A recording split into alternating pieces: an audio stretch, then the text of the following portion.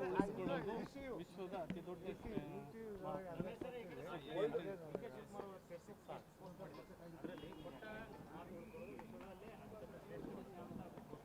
ಯಾರು ಕೊಟ್ಟಿದ್ರು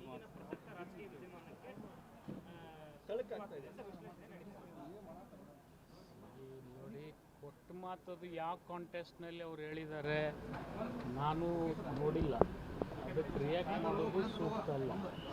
ಬಟ್ ನಿಮ್ದೇನಾದರೂ ವಿಚಾರ ಇದ್ದರೆ ಹೇಳಿ. ಅದೇ ಸರ್, ಈಗ ಕೊಟ್ಟ ಮಾತು ಅಂದರೆ 2.5 ವರ್ಷ ಒಗಟಾಗಿ ಒಂದು ರೀತಿಯಾದಂಥ ಮಾತನ್ನ ಫೇಸ್ಬುಕ್ಕಲ್ಲಿ ಪೋಸ್ಟ್ ಮಾಡ್ತಾರೆ ಅಂತ ಹೇಳಿದ್ರೆ, ಅದು ಈ ಸಿಚುವೇಶನ್ನಲ್ಲಿ ಕೊಟ್ಟ ಮಾತಿನ ಬಗ್ಗೆನೇ ಚರ್ಚೆ ನಡೆದಿರುವಂಥ ಸಂದರ್ಭದಲ್ಲಿ ಅದು ವಿಶ್ಲೇಷಣೆ ಬೇರೆ ರೀತಿಯದೇ ಆಗ್ತಾ ಇದೆ ಸರ್. ನೋಡಿ, ಅವ್ರು ಇನ್ನೊಂದು ಕೊಟ್ಟಿದ್ದಾರೆ, 6 ಮಂದಿ ನಮಗೆ ಗೊತ್ತಿದೆ, 7ನೇದವ್ರಿಗೆ ಯಾರಿಗೂ ಗೊತ್ತಿಲ್ಲ ಅಂತ. ಮತ್ತು ನನಗೆ ಹಂಗೆ ಅದ್ರ ಬಗ್ಗೆ ರಿಯಾಕ್ಟ್ ಮಾಡೋಕ್ಕಾಗಲ್ಲ. 6 ಜನರಲ್ಲಿ ನೀವು ಒಬ್ಬರು ಆಗಿರ್ಬೋದಲ್ಲ ಸರ್? ನಾನು ಇಲ್ಲಲ್ಲ.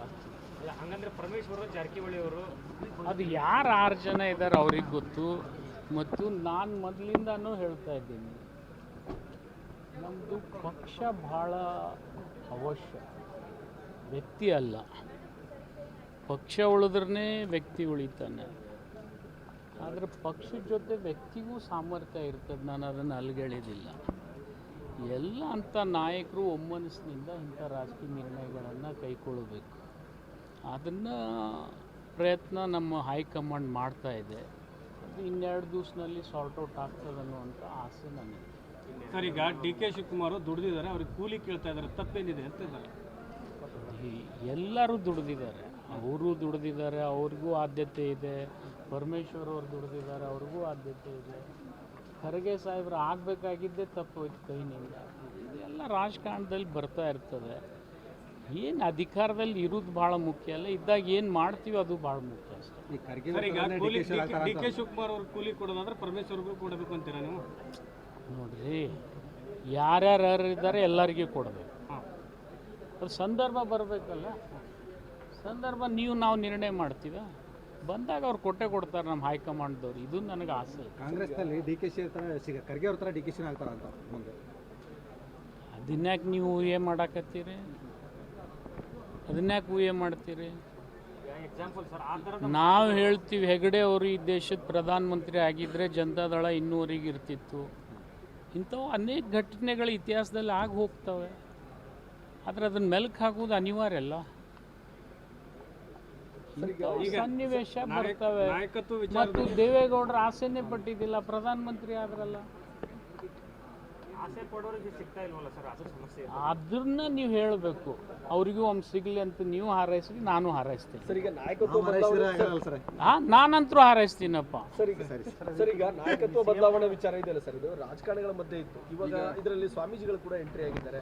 ನಿನ್ನೆ ಒಕ್ಕಲಿಗ ಸ್ವಾಮೀಜಿ ಅವರು DK ಶಿವಕುಮಾರ್ ಅವರು CM ಆಗಲಿ ಅಂತಾರೆ. ನೋಡಿ, ಯಾವ ಸ್ವಾಮಿಗಳು ಆಶೀರ್ವಾದ ಮಾಡಬೇಕೆ ಹಾರೈಸ್ಬೇಕು.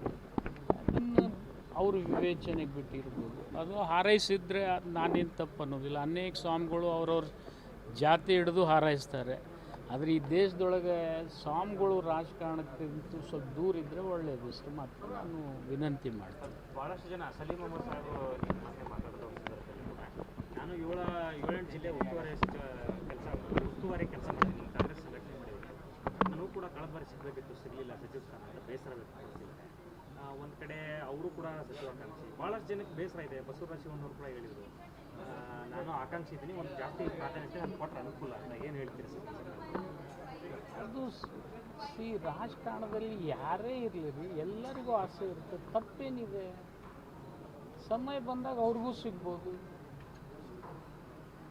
ಸಾಯ್ಬೇಕಲ್ಲ. ರೀಶಫಲ್ ಆಗುತ್ತಾ ಅಥವಾ ವಿಸ್ತರಣೆನ ಅನ್ನೋದ್ರ ಬಗ್ಗೆ ಅದು ನನಗೆ ಗೊತ್ತಿಲ್ಲ, ನೀವೇ ಹುಡುಕಾಡಿ. ಸರ್, ಈಗ ಕಾಂಗ್ರೆಸ್ನಲ್ಲಿ ಬಣ ರಾಜಕೀಯ ಜೋರಾಗ್ತಿದೆ. ಒಂದು DKC ಬಣ, ಒಂದು ಸಿದ್ದರಾಮಯ್ಯನವರ ಬಣ. ನಮ್ಮಲ್ಲಿ ಯಾವುದು ಬಣ ಇಲ್ಲ.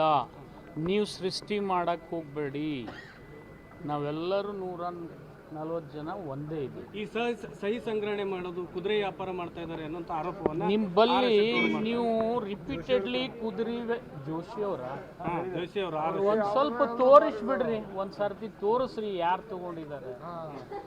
ಒಂದು ಸರ್ತಿ ತೋರಿಸ್ರಿ, ಸುಮ್ಮನೆ ಮಾತನಾಡಬಾರ್ದು. ಯಾರೇ ಒಬ್ರಿಗೆ ಕೊಟ್ಟಿದ್ರೆ, ಒಬ್ರು ತಗೊಂಡಿದ್ರೆ, ಹಿಂದ್ಕೊಂದು ಸರ್ತಿ ಗೊತ್ತಿದೆ ಲೋಕಸಭೆಯಲ್ಲಿ ಏನಾಗಿತ್ತು ಅನ್ನೋದು.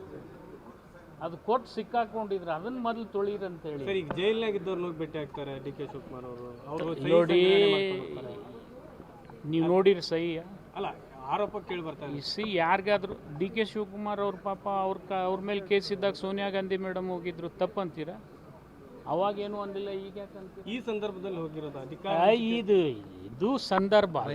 ನೀವು ಆ ಸಂದರ್ಭಕ್ಕೆ ಇದನ್ನು ಒಯ್ದು ತಳಕ್ ಹಾಕ್ತಾ ಇದ್ದೀರಿ. ಹಾವೇರಿ ಶಾಸಕರು ದೆಹಲಿಗೆ ಯಾವಾಗ ಹೋಗ್ತಾರೆ? ದೆಹಲಿಗೆ ಹೋಗ್ತಾರೆ, ಅದು ಅವ್ರವ್ರ ವಿವೇಚನೆಗೆ ಬಿಟ್ಟಿದ್ದು. ಹೋಗೋದು ಶಾಸಕರು ಬಹಿರಂಗವಾಗಿ ಸರ್ ಹೋಗೋದು ಬಿಡೋದು ನಿರಂತರ ಹೋಗ್ತಾ ಇದ್ದೀರಿ.